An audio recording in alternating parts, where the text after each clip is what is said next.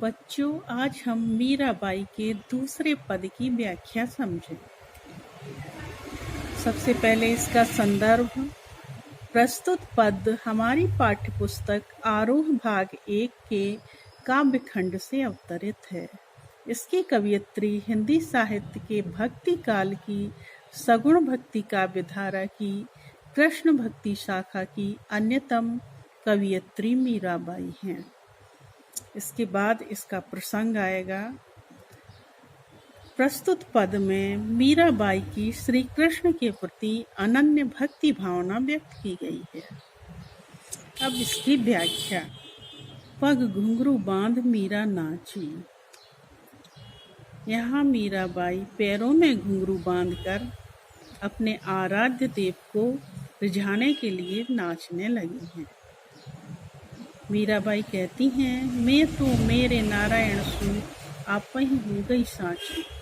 कि मैं तो अपने आराध्य श्री कृष्ण की हूँ और उनकी होकर मैं और भी अधिक सच्ची और पवित्र हो गई।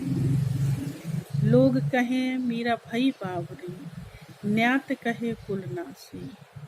लोग कहें मीरा भई बावरी। लोग मीरा को बावरी अर्थात पागल कहने लगे हैं।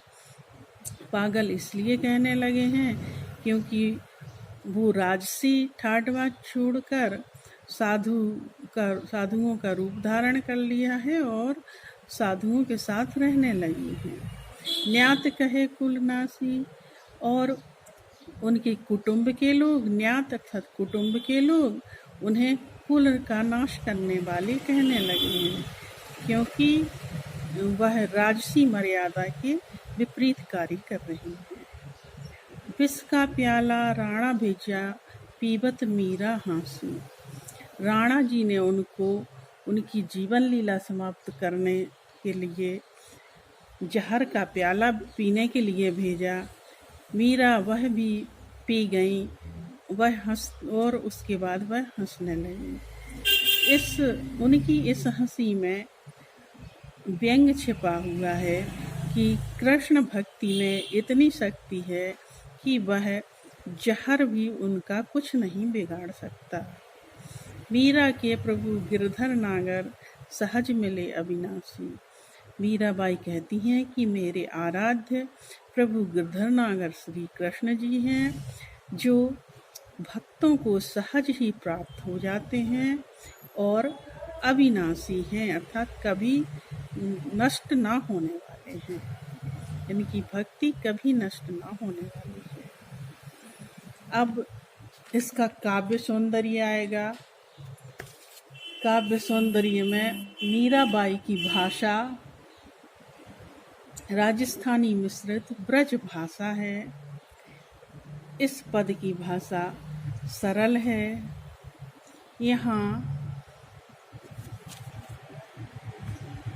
कहे कुल नासी, इधर अनुप्रास अलंकार है और इस पद में शांत रस है। मीराबाई के दोनों पदों में शांत रस है। अब इसके प्रश्न उत्तर देख लेते हैं। मीरा कृष्ण की उपासना किस रूप में करती हैं? वह रूप कैसा है?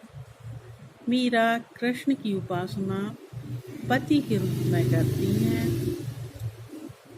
और दाम्पत्य भाव से करती हैं।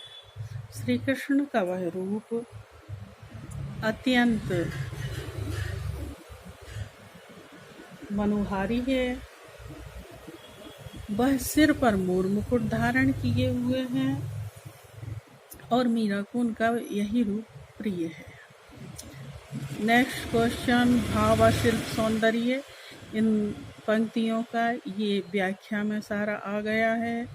लोग मीरा को बावरी क्यों कहते हैं?